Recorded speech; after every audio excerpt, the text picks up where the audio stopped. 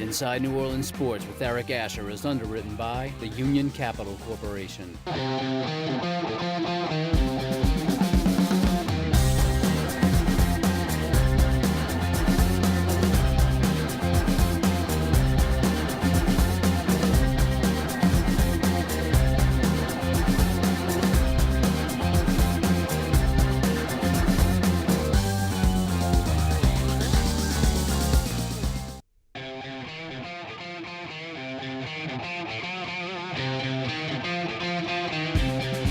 Good evening, New Orleans, and welcome to Inside New Orleans Sports. I'm your host, Eric Asher. Over the next hour, we'll be talking a little bit about the New Orleans Saints, the LSU Tigers, the Tulane Green Wave.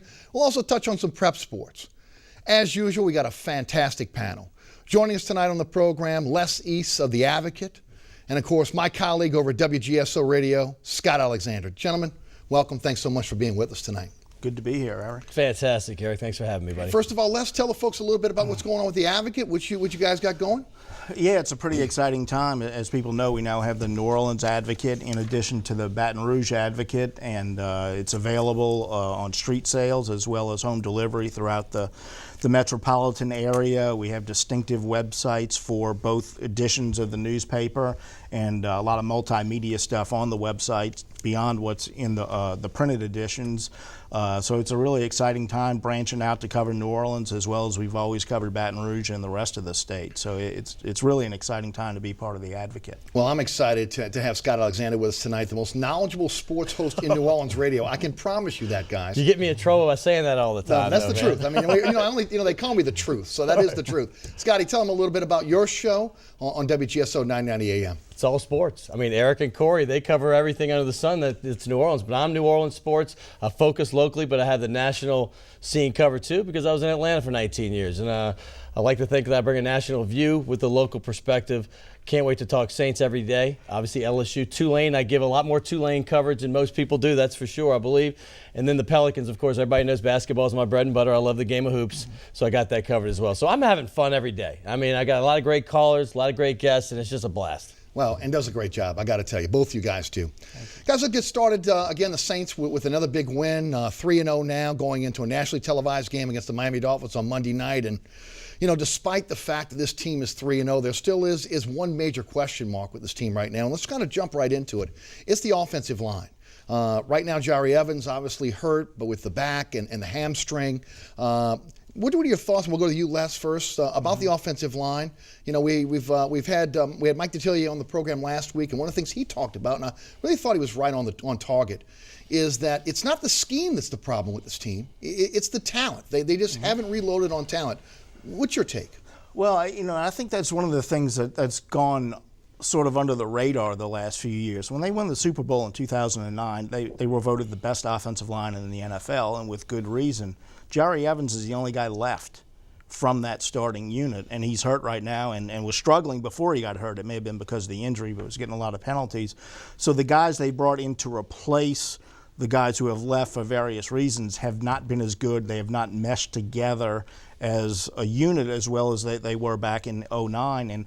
And that's critical because obviously you don't want Drew Brees taking any hits if you can avoid it. But beyond that, I think one of the things Sean Payton thought about when he came back is he wanted to get that running game back the way it was in 2009, and they really need that balance between the two. And with the offensive line playing the way it has so far, it's going to be a struggle to do that, and that's something they're going to need to get fixed. As great as the 3-0 start is, that's something that's got to get better. Scotty? There's no bigger team game than football. No bigger team position than the offensive line. These guys are the guys that have to have team chemistry. The cohesion's so important. You can't take guys off like Nix, Bushrod, year after year. You're taking two guys that have been all pros. Bush was probably arguably the second best offensive lineman in the history of this franchise. Granted, he wanted a lot of money. You couldn't afford to pay him if you're going to keep a Drew Brees. Fact of the matter is they got to get healthy because Jahri Evans is the glue. And even when he was healthy, well, supposedly healthy, he got 3 holding penalties in the first 2 games.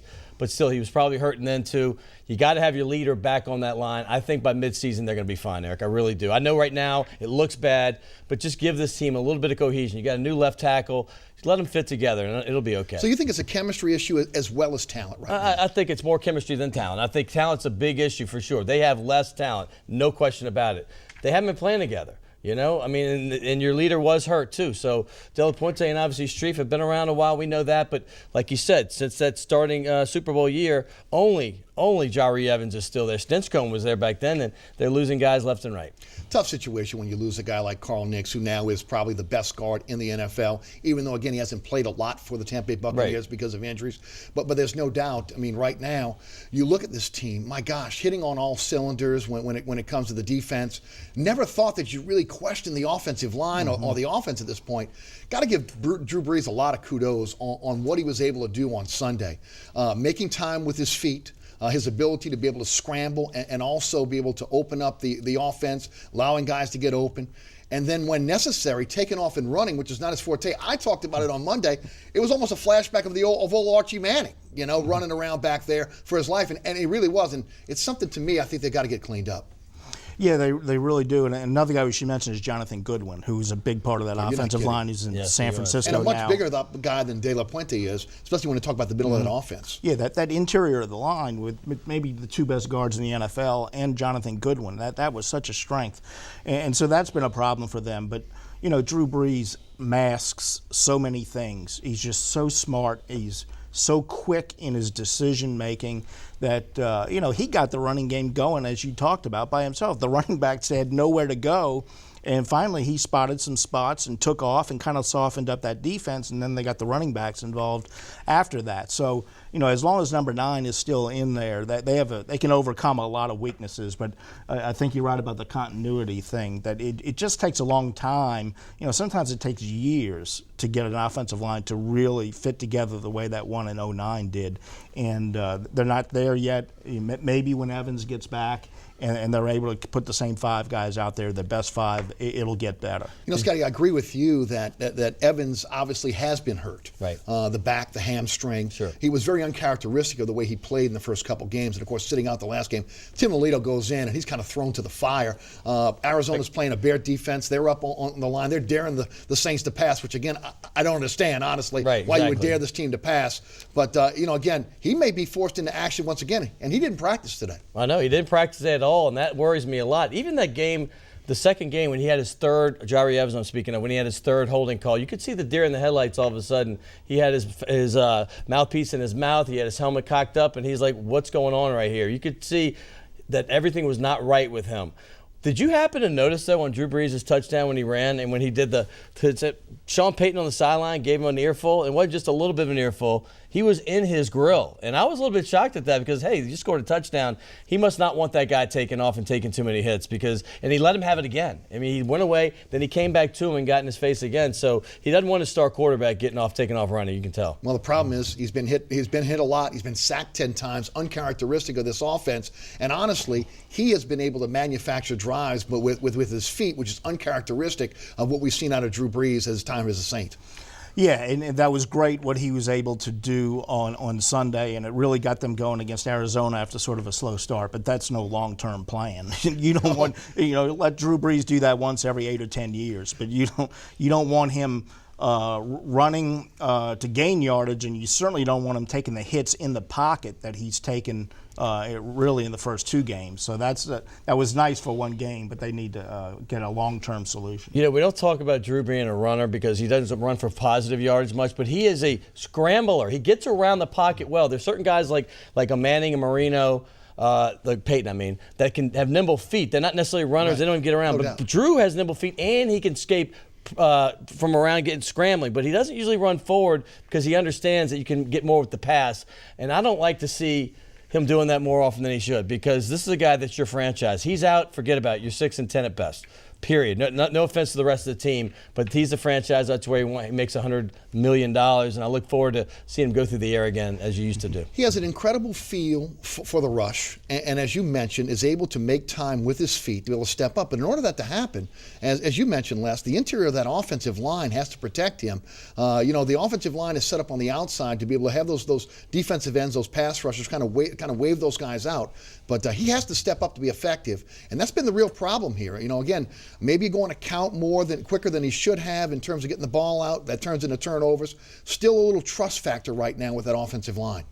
Yeah, and I think you're right about the interior because he does step up so much. And if those guys are coming through the interior of the line and are there to meet him when he steps up, everything breaks down. He does have a great innate feel for the pocket, and he can sense that rush from the outside even when it's to his blind side. So he can deal with that and just make a little move here and there and get away from it. But when those guys are right in front of him beating the blockers, there's not a whole lot he can do. Guys, Fellas, what I love about this, we're 3-0 right now, by the way. The Saints are 3-0, and we're still talking about this problem. So I like that as opposed to last year when they were 0-3, and we're sitting here trying to figure out what's wrong with this team. So they're 3-0. There's only a couple more teams in the NFC with that same record. well, you know, I would agree with you, Scott, but again, when you talk about the franchise, when you talk about the difference between winning and losing, if there's one player you can look to, it's Breeze. You got to be able to protect him. And I don't know if you can scheme your way out of this. You may be able to scheme your way out to be able to stop outside pass rushers. Inside pass rushers, that means you have to keep that back in. That back's going to have to be able to kind of be almost a traffic cop waiting to see who's going to break free. And honestly, you've had some guys that just don't know the scheme yet. Watson has had some problems. Alito's had some problems in not understanding who they need to block. And we'll see what happens going forward. But I think everybody knows there's a sense of urgency on that team right now to protect Drew Brees. No question. Yeah, there's no doubt about it, and that's a great point Scott brings up. They are 3-0. They have about as comfortable a position in a division race as you can have after 3 weeks when you look at 2 division wins already and tiebreakers. And so all in all, everything is going really well for them. And I think the reason this is such a big deal on a team that's 3-0 is because it's number 9 who could be in trouble if something goes wrong. If you were just, if there was just one area of the team you were worried about and it wasn't a threat to your best player, you wouldn't think it was that big a deal, but it gets magnified because you cannot afford to let Drew Brees get hit. No doubt about it. 504-866-3200. We always take calls on this program. We're going to take a quick break. We got a great panel for you tonight. Les East of The Advocate and WGSO's Scott Alexander. Stay with us. You're watching Inside New Orleans Sports. I'm your host, Eric Asher.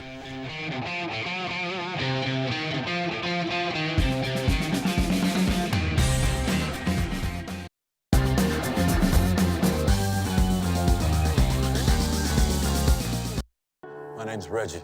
Just recently, my wife and I took in her sister's children. And we already had 4, so I went from becoming a family man to a man with a bigger family.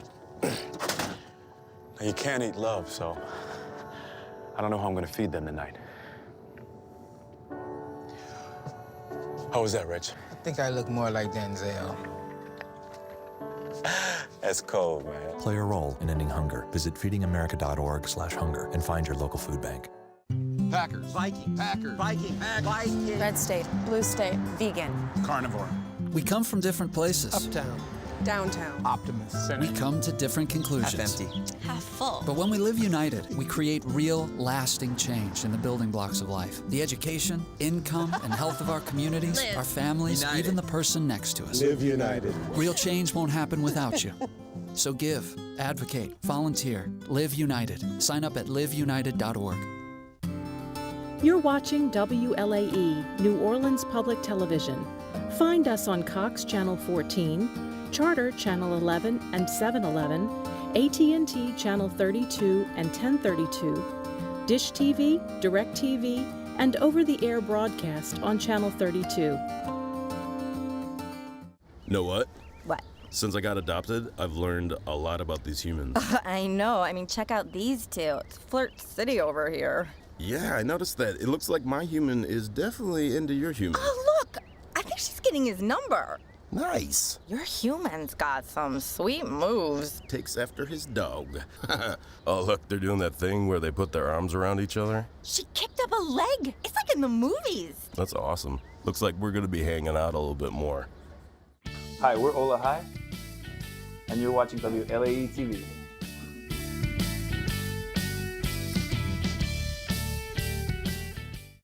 In the search for beautiful people, music that moves, and real culture, America, there's only one LA Coast.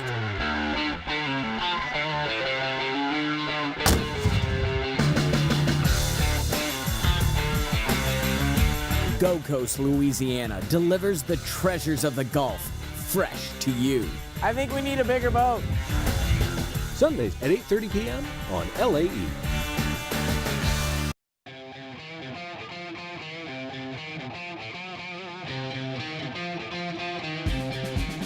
Welcome back. You're watching Inside New Orleans Sports. I'm your host, Eric Asher. We got a great panel for you tonight. Les East of The Advocate and 990 AM's WGSO's Scott Alexander. We're talking a little Saints. 866-3200 is the phone number if you'd like to join the conversation. And guys, the big topic this week outside of the offensive line is obviously the running game. But before we get into that running game, let's talk a little bit about Mark Ingram. And, of course, there was a report earlier this week that he wanted to be traded. He has discounted that report today. Was really incognito, away from the media all last week, had a mysterious toe injury, did not play in Sunday's game against the Cardinals.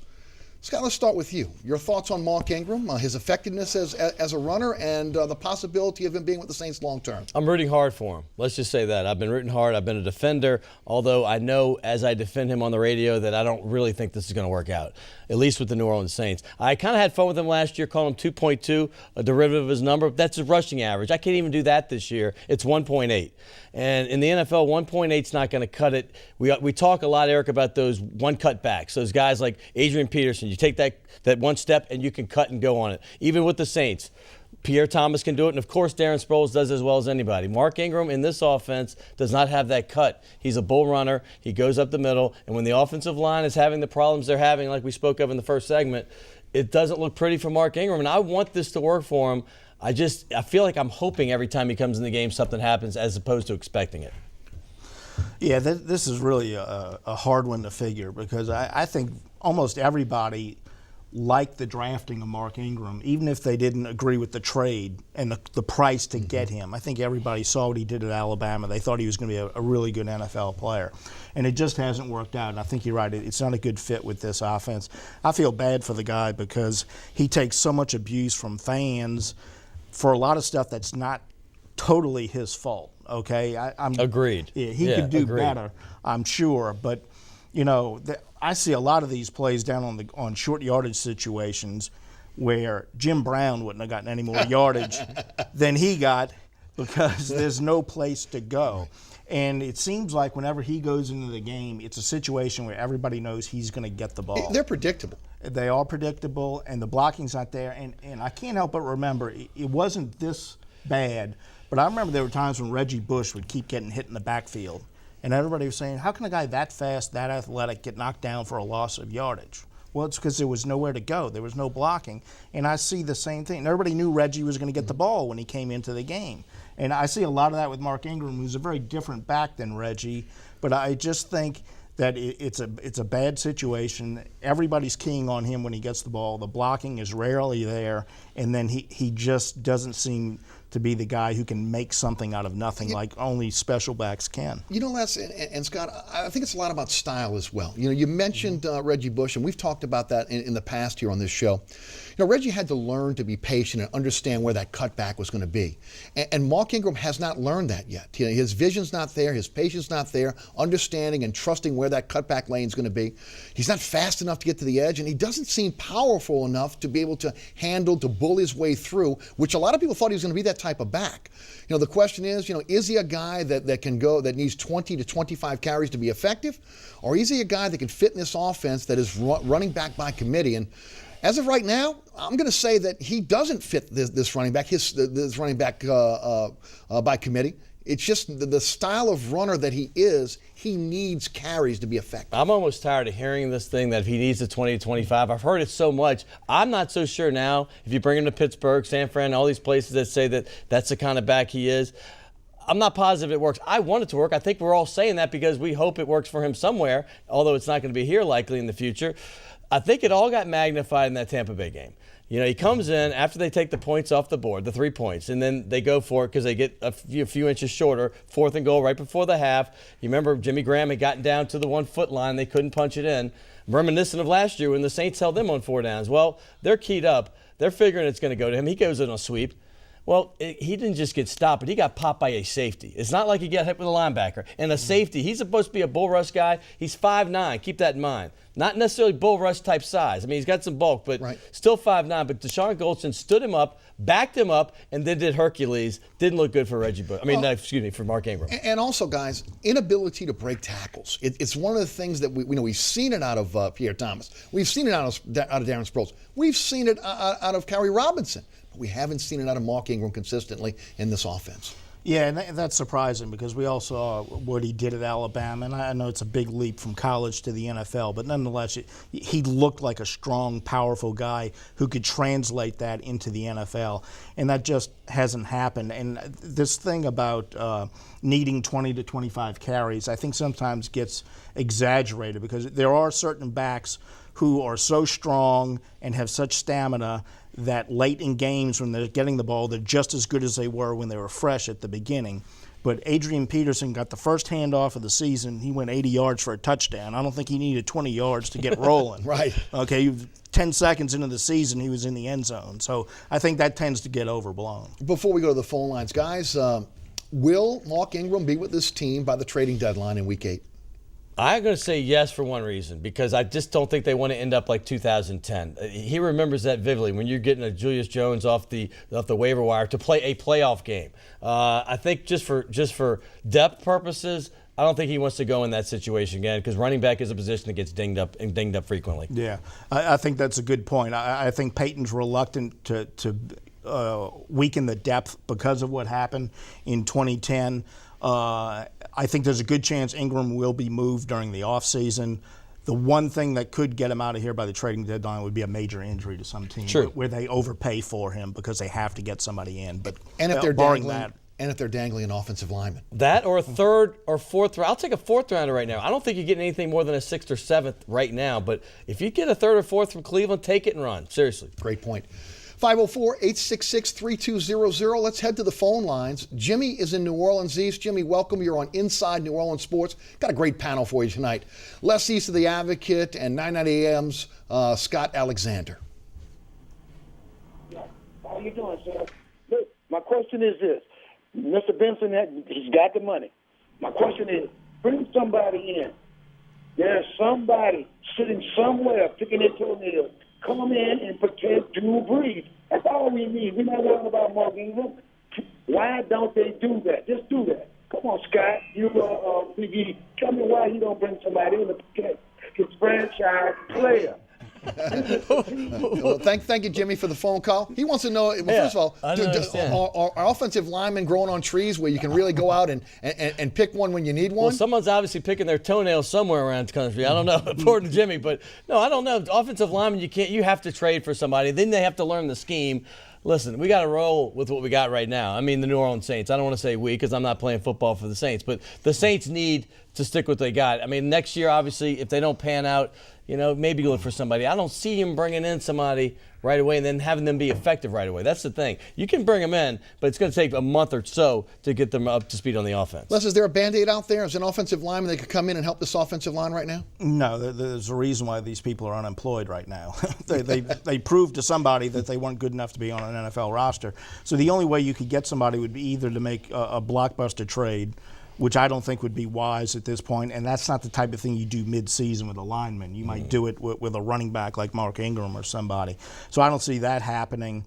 There really aren't any options for them to do anything from outside the organization to help out the offensive line. They just got to get the guys on hand better. I love the thought because as a kid, we used to have more of these in-season trades and we loved them, but you don't see them at all. That's how because of the salary cap. Because the salary cap huge, and plus it's a team sport, chemistry sport, like we talked about earlier, and that's why the thing was so shocking last week with Trent Richardson. You don't see that, especially blockbuster guys with superstar potential. Different now, Scotty, because of the fact that the rookie cap is in. You have the ability to be able to move guys that have been drafted within the last couple of years, where before they had albatross contracts. They were very, very difficult to move. You can move those guys now, whereas before you wasn't. That's why maybe the Trent Richardson situation wasn't that shocking, only because of obviously that rookie cap. true. But it's shocking in the fact that he was the third pick of the draft just a year ago. Oh, yeah, no doubt. A little surprising. And the fact that Cleveland has just pretty much put up the white flag already. Yeah, that's the signal they sent to their fans is we're not doing anything this year. Does that speak volumes about Minnesota then? Didn't they just beat them? Right after they made this trade? Yeah, no doubt. Jimmy Graham having an incredible season. Obviously, it's been talked about over and over again on what this guy will ultimately make as a Saint. He'll probably be the highest paid tight end in the history of the game. Les, we'll start with you. Obviously, when you start talking about Drew Brees, what he needs, who he's looking for, it's Jimmy Graham. That's the guy that when he's behind center, that's his go-to guy. Your thoughts on Jimmy Graham and his future here in New Orleans? Well, they got to pay him. Whatever it takes, they got to pay him. I mean, it would be in their best interest to try and lock him up before he ever gets to the open market. But they got to keep him one way or another. I think he's the second best player on the team after Drew Brees. I can't think of anybody else on the team who's as important after Drew Brees as Jimmy Graham. Maybe Cam Jordan now? No. That's a distant third, Eric. Yeah. I mean, and he's great. It's a distant third. Yeah, he's up there because he's the best player on the other side of the ball. Yes. But at the same time, you take Jimmy Graham away from Drew Brees, and you're taking away his comfort zone, his best, what Marcus Colston used to be and still is to a limited degree, but not to the same degree. I think he's the second best player on the team, second most important player on the team. I don't know how you cover him. There's no linebacker fast enough to cover him. There's no defensive back tall enough or strong enough to cover him.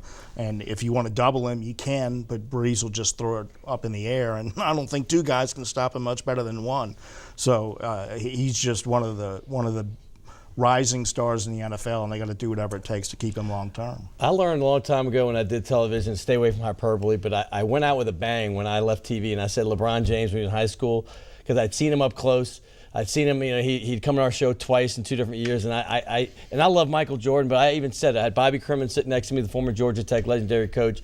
I said, this kid, Bobby, is going to be the greatest of all time. And I hated to say it. I didn't want to say it. But I just saw his body at 17 when Jordan didn't get that till 29. And I'm saying Jimmy Graham is going to be the greatest tight end of all time. I'm saying it, and I don't even have a doubt about it. I said before this season he would set all the records. Remember he had that passing yardage record receiving for a tight end for about a few hours until Gronkowski broke it that night at the end of the season 2 years ago. He's going to break it this year and demolish it. And I said it before the season's going to break it. He's going to break about 500 yards possibly. He's on pace to break it for 1,000. We know that's not going to happen. Barring injury, that's how important he is to this team. There's Brees 1A, 1B. And a distant third. And to put this into perspective, think about it. He's got twice as many catches almost as the next receiver. Wide receivers are supposed to have twice as many. Then there's the next receiver. He's got twice as many yards and 4 touchdowns. The rest of the team's got 2. He's the second part of this franchise. You can't win without him. You can utilize the franchise tag if necessary to keep him here, but do you believe that this team will try to sign him before season's end? I think that would be the preference, but I don't think that's very likely. That type of stuff just doesn't usually get done during the season. It's more pressing business. But, they could use the franchise tag, so they're in good position to get him locked up long term, whichever avenue they wind up taking. But, at the point we're at now is he's not only clearly the best tight end in the NFL, even if Gronkowski gets healthy. Yeah. You got to start comparing them to wide receivers. How many wide receivers in the NFL right now are better than Jimmy Graham? There aren't many. Well, you had a great point because they can use that franchise on him. That's the one thing they have on him because you do want the security, especially at a position that gets banged up. But the thing is that he'd be crazy to sign right now, I think, because if Joe Flacco waited and got $100 million, I mean, Jimmy Graham is barring the injury. Once an agent. I was an agent. I'm going to say this. If I was I did NBA mostly. I did some NFL. But if I was his agent, I'd be like, keep doing what you're doing, play on the radar, say all the right things, and let it come out in the wash because he's going to get at least $16, $17 million next year. It's crazy money, but I'd be surprised if he doesn't get it. Biggest surprise of this season is the play of the defense, and it starts with that defensive line. Guys, we've talked in the past about this offense being built with undrafted free agents, low-round draft choices who come in and obviously make a mark within that Peyton offense. Miraculously, in just 1 year, they've been able to turn this defense over with a lot of young players, undrafted free agents, undrafted rookie free agents. As I've mentioned before on my radio show, Cam Jordan, the 24th pick in the draft in the first round. Normally a guy like that goes in the top 10. You don't see a defensive end fall in the 24. It's unbelievable how quickly they've been able to remake this defensive line and how they've been able to do it. Scotty, we'll start with you. Your thoughts on this defense, starting with that defensive line. I'm amazed. I was one of the apologists last year for Steve Spagnuolo for a while. I kept saying, look, they started to play better in Tampa Bay, but then they had those lapses in the midseason, but they played a lot better.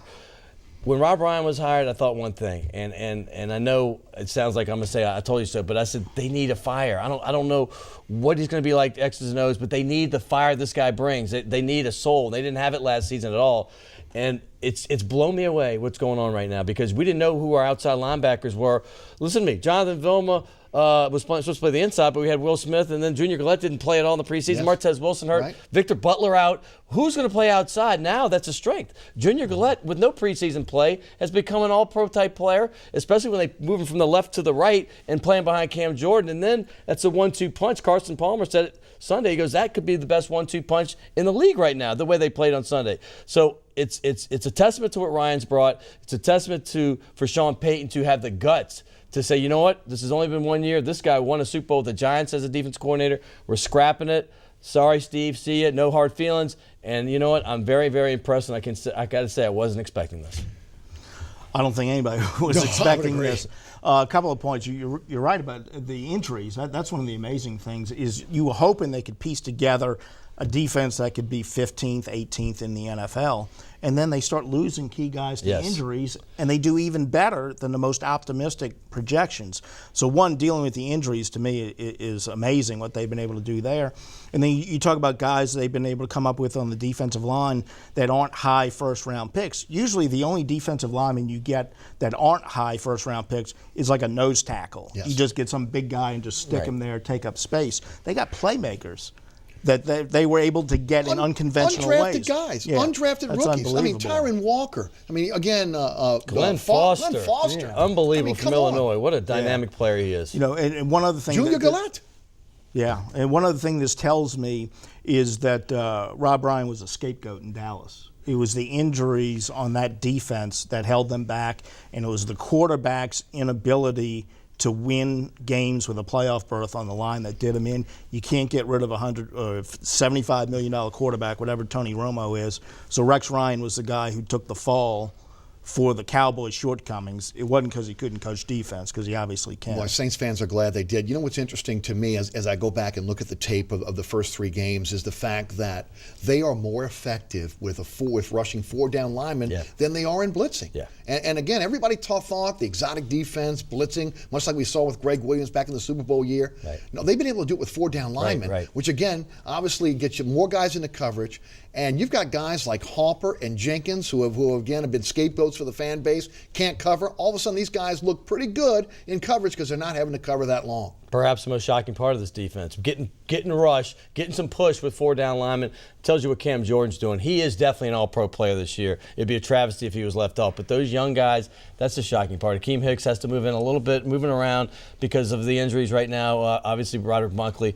But they're meshing together. John Jenkins getting some time, but the two guys on the outside, Tyron Walker before he was hurt, Glenn Foster, Akeem Hicks, I love what they're doing. The young guys are playing great football. Jenkins underrated. You're talking about a third-round pick. You're talking about the toughest position in football, having to play that nose tackle, and him being able to step in for Project Bunkley and not missing a step. Kudos to him because he's played very, very well. He's getting double-teamed, too, as a rookie. Oh, yes. As a rookie, regularly. That opens up everything on the outside. You know, there's one ironic thing about this. You know, when people tried to explain why Spagnuolo didn't work out with the resume he had, as they said, well, he didn't have the defensive lineman that he had in New York. The Giants it was all about the defensive lineman.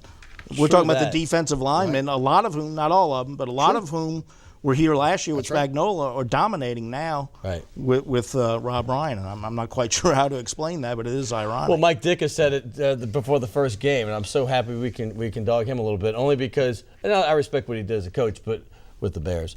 But he's like, hey, before the first game, he's like, look, I don't care what system you're in. These are the same stinky players. They're going to stink. So far, so good. It's just a 3-game body of work, but they're doing well. No doubt. Everybody was looking for a different scheme, that exotic scheme. I think, Scotty, you said it eloquently. Rob Ryan has brought a soul to this defense. They bought into Rob Ryan, much like they bought into Greg Williams. Mm-hmm. Yeah, there are a lot of similarities in the two. A much more aggressive approach that Spagnuolo had, a lot like Williams did. Certainly not the exact same scheme, but the same kind of personality and the same approach on the field that reflects that personality. And it's been effective for Ryan through 3 games anyway. And, Greg Williams, he was more of a riverboat gambler. And, we saw in that playoff game at San Francisco how sometimes he didn't take a calculated risk. He just rolled the dice and got burned on it. I haven't seen that reckless streak in Rob Ryan just yet. Maybe he'll have all the good traits of Greg Williams and maybe not be quite as reckless. We'll see. No, it's interesting when you talk about Greg Williams in comparison to Rob Ryan. Everybody was talking, well, these dominant personalities, it's going to be just like that. Listen, Sean Payton's learned his lesson. He's not. Rob Ryan had Jason Garrett. Okay, it's a little different when you have Sean Payton. Nothing against Jason Garrett. Timid and meek. Okay, Rob Ryan was a personality, and he knew he could take over that locker room. And unfortunately, he did, and he was the scapegoat, like you mentioned. But Sean Payton, man, he just wants to win. He has stuff on his resume. He doesn't have winning playoff team record thing. So Rob Ryan's going to fit in perfectly. And so far, like I said, it's only a quarter of the season, if that, 1/6 of the season. But it's going to work out. Well, and I agree with you, Scott. When you look at Greg Williams, he was a guy that had free reign. No longer will that happen with this team. No way. Peyton's going to be intimately involved in what's going on. And if he's got to rein Rob Ryan in, he's going to do it. But haven't needed to do that up to this point. They have not had a lot of those exotic looks. Most of the time, again, the pressure coming with 4 down linemen. And if he keeps buying drinks for people in the city of New Orleans, he's going to be a fan favorite for the rest of his career. No doubt about that. Saints take on the Dolphins Monday night. Again, the Dome's going to be rocking. It is always a great time anytime they're on national TV and, of course, in the Dome on Monday night. Guys, what do you think about this? Tannehill's been sacked 14 times. We thought Cameron Wake may be out with the MCL injury. He's practiced. Looks like he's going to be a full go. Scotty, we'll start with you. Your thoughts on the Saints-Dolphins on Monday night? Well, by the way, Wake, one of the top 50 players in the league. I watched a lot of him last year, and I was just blown away.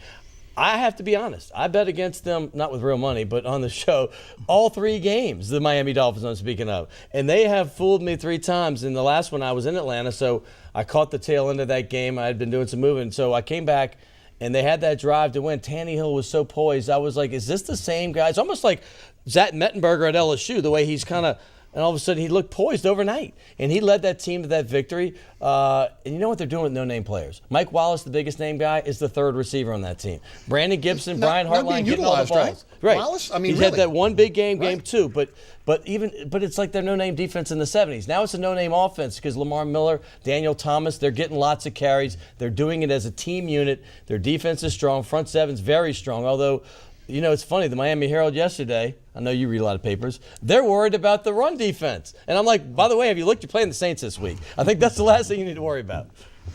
Obviously, if Wake plays and he's healthy, he's able to be effective with the offensive line problems we talked about, that could be an issue that helps Miami. But overall, we talked about how, the Saints are 3-0, but I think you can say that more about the Dolphins. Right, they're 3-0, exactly. But I don't like their running game.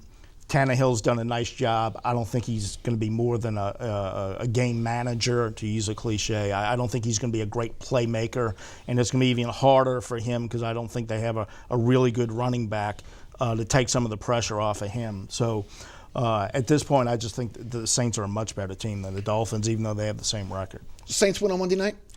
I think this one's probably going to be rather easy. Think about night games with Drew Brees at home. Lights, he does very well.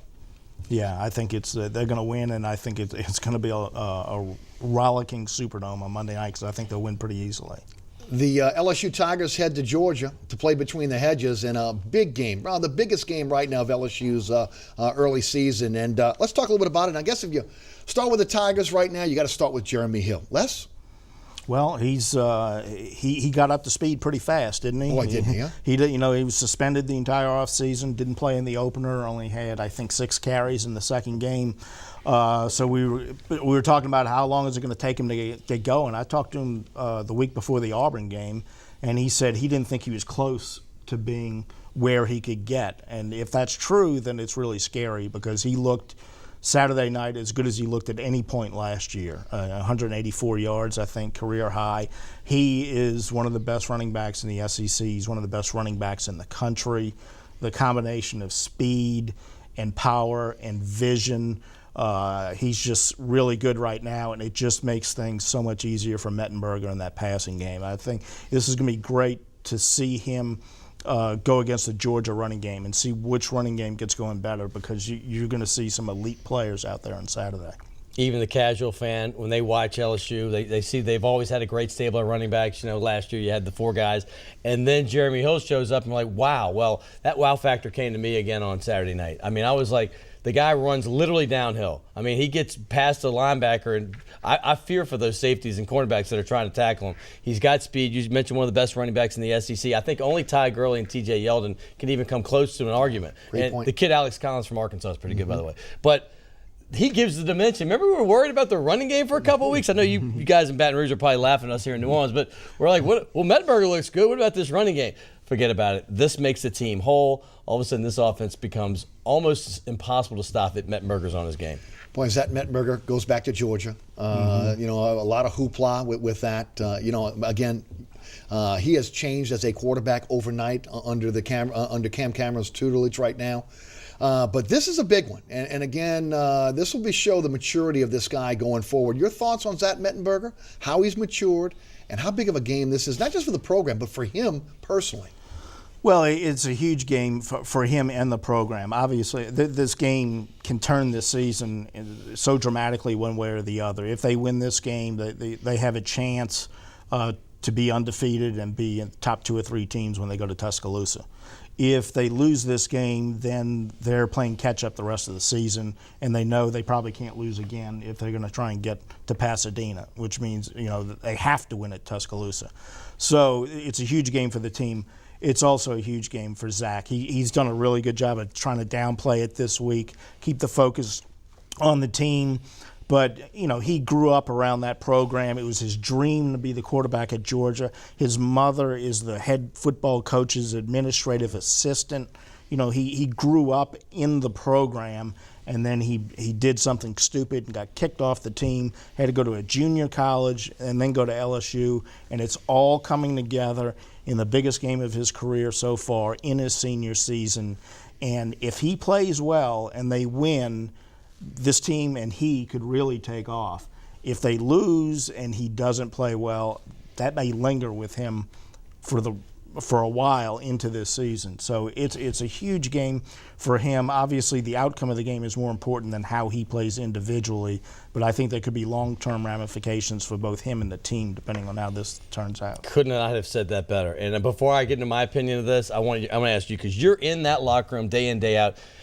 I see it on TV. I haven't been up there, admittedly. I've been up at the games, but not in the locker room, not at practices like you, not at press conferences. The maturity I'm seeing, not just on the field, but on the sideline, I mean, it's night and day to me. Are you noticing that on a day-to-day basis? Yeah. I think Zach is a lot more comfortable than he was last year, and there are a lot of reasons for that. People tend to forget. He had all this hype about him when he went to Georgia and then when he went to LSU. The savior, right? Everybody thought he was going to be the guy. The Messiah, yes. People would call him. And, you know, he had never played a college football game until the season opener last year. And people were, were thinking, oh, well, this guy's going to be better than A.J. McCarron. He's going to be better than, Aaron Murray and these guys who have been playing for 2 or 3 years.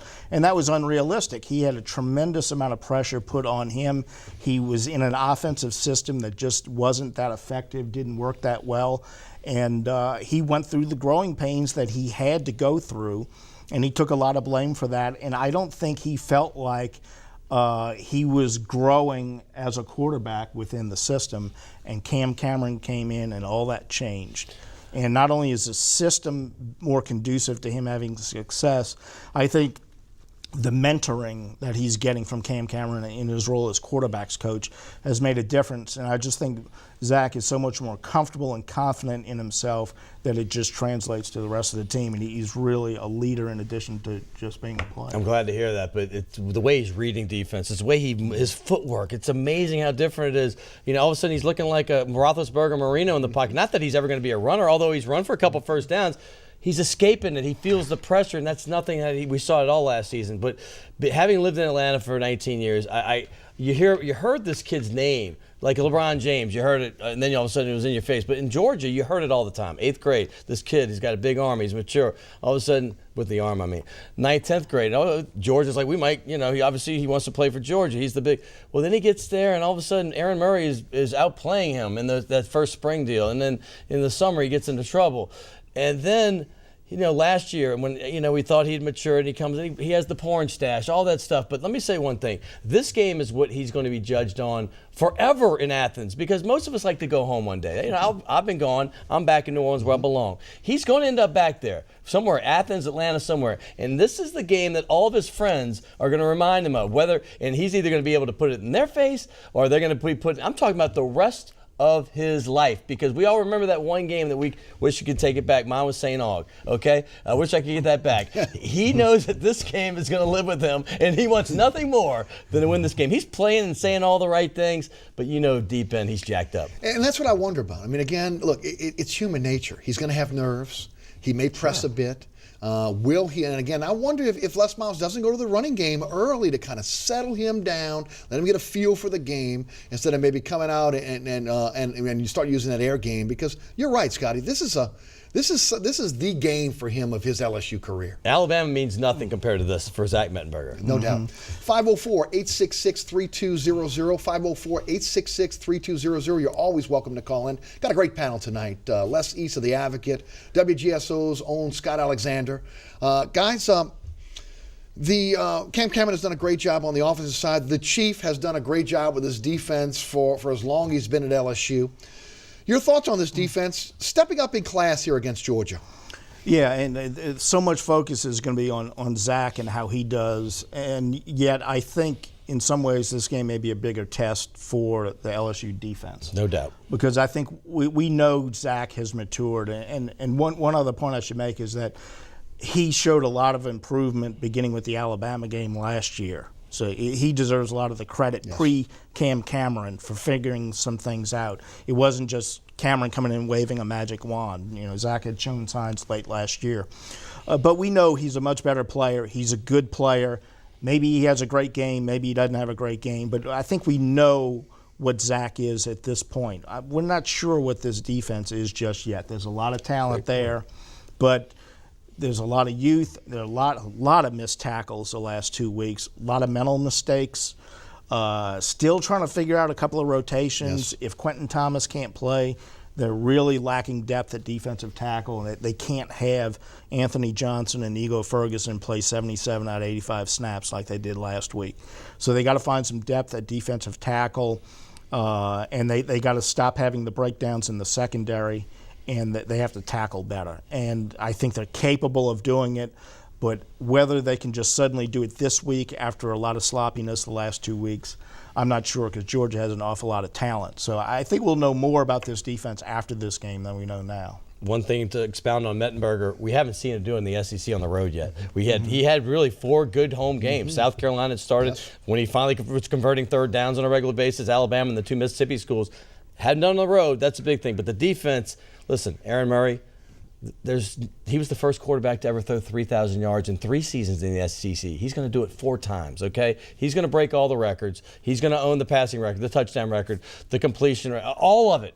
So if that secondary is in flux, like I saw sometime, especially in Game 2 even, Game 3, much less Auburn, they're going to be in trouble. You're going to have to score 40 if that's the case. And you don't want to sit there and have to score 40 when you're on the road between the hedges. So it's going to be key that the Chief puts pressure on. Obviously, he prides himself in his linebacker play. As you know, that hasn't been as consistent as years past. But the big guys, Anthony and Ego Ferguson, they have to come through big. Yeah, they do. And Les, it has been kind of defensive back by committee for this team. I mean, still trying to find that mix and that match of who's ultimately going to be the stoppers for this team in the defensive backfield. Yeah, they're still trying to figure that out. I think we can safely say that Tre'Davious White has replaced Jalen Collins as the second cornerback opposite Jalen Mills. That's a true freshman going into Georgia to go against the guy who's going to be the all-time leading passer in the history of the Southeastern Conference. So as talented as he is, you're not sure what you have there. Craig Loston's very important for his experience getting guys lined leadership. up right. Yeah, getting him back last week was big after he sat out the Kent State game. And then I'm not sure what happens at the other safety position. You know, Ronald Martin didn't play last week because of his father's passing. He's ready to play. I'm not sure they're comfortable putting him out there just yet. Micah Eugene's played fairly well in his place. I think you might see Micah Eugene start at that other safety spot. And then when they go nickel and dime, you know, Dwayne Thomas is a guy who's really come on here of late in the dime package. So you may see more of him out there. And, of course, Jalen Collins will still get into the game. So they're still trying to find the exact right fit there.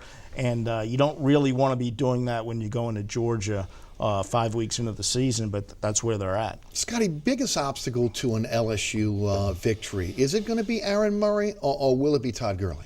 Todd Gurley's a beast. I got to say this. I mean, when I look at the running backs across the country, he's a kid out of North Carolina that was equally recruited with Keith Marshall, the other back, who, by the way, is a top 10 back in the SEC as well. Todd Gurley, a lot like Jeremy Hill, you get past that front, he's scoring. I mean, you saw it against Clemson, 75-yard run up the thing. He's strong, he's big, he likes to get hit. He hits you. He makes more pain on you than you will put in. And then he's fast, he gets in that open field, it's done. Todd Gurley's the key because we know Aaron's going to get 300. Let's be real. Aaron Murray's getting 300 yards. Todd Gurley, you got to hold him under 100. I agree. I think Gurley is definitely more important because how he does determines how easy things are for Murray. Murray may well throw for 300 yards, but is that because he puts the ball up 45 times because they don't have a running game? Yeah. Or is it because he's hitting a lot of big plays because he's got second and short all night long because of Gurley? So I think it all starts with Gurley. We know that Aaron Murray does not have a great record against ranked teams in his career. If he doesn't have a running game going and LSU's getting after him, he's a guy who can turn the ball over.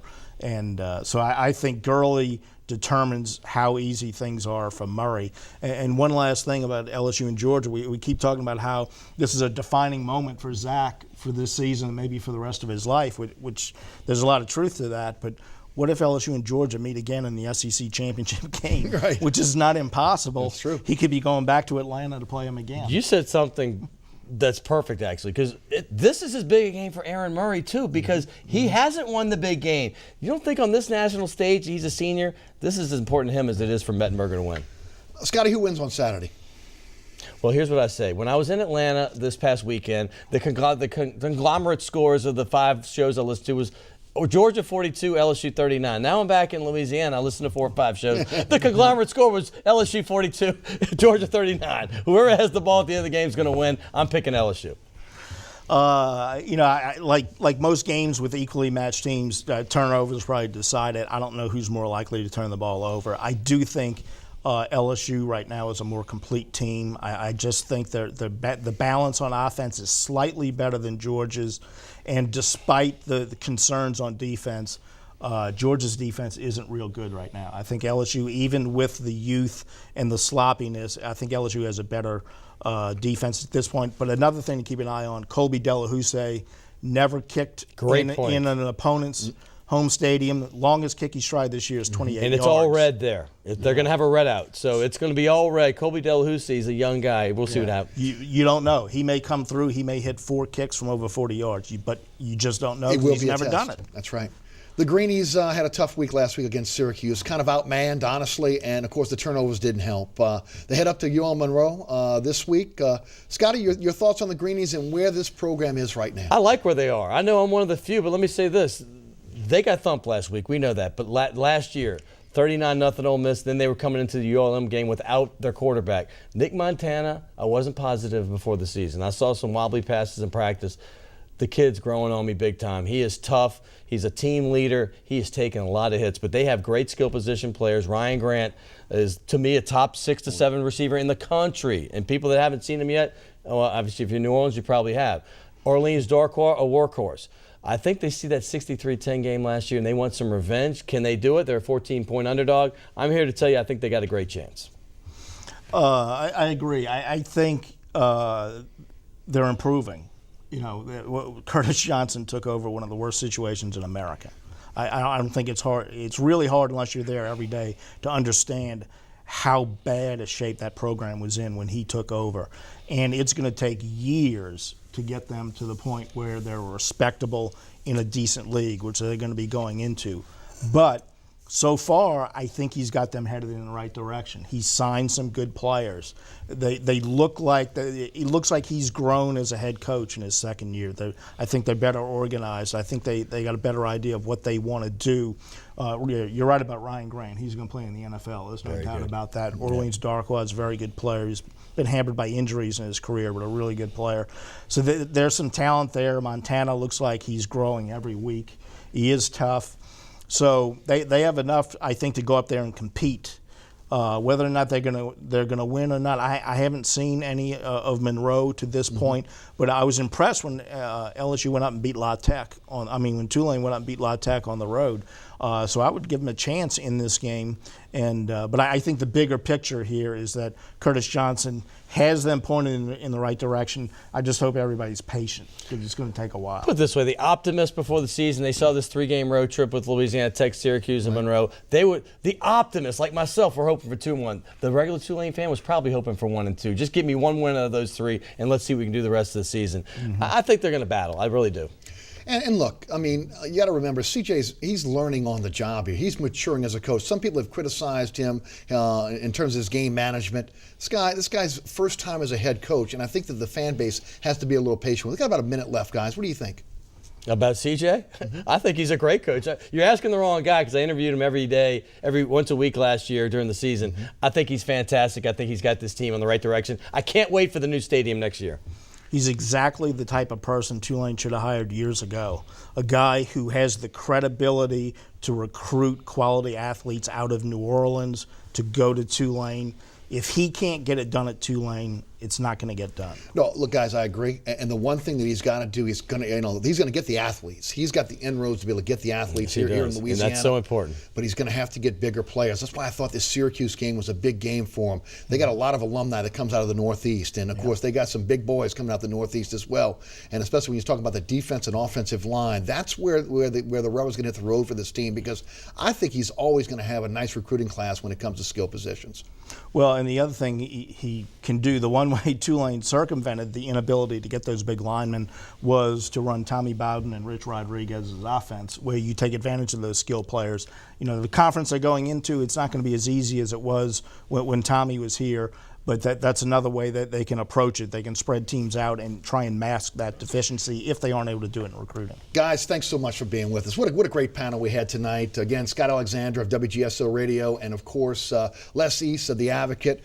And thanks so much for tuning in. Remember, there's a rebroadcast of this program at 10 o'clock on Friday nights. You can check that out. Also, don't forget, you can catch me on the radio at WGSO 990 AM, 11 a.m. until 1 p.m. You can also listen live, download the podcast at ericasher.com. You can follow me on Twitter at Eric_Asher. And special thanks to our guests, again, Les East of The Advocate, Scott Alexander of WGSO Radio, also the WLE production staff, Ron Yeager, Jim Dotson, producer William Hill. And for Les East, for Scott Alexander, my name is Eric Asher. New Orleans, have a great evening. And we'll see you right here next week, 6 o'clock on Inside New Orleans Sports.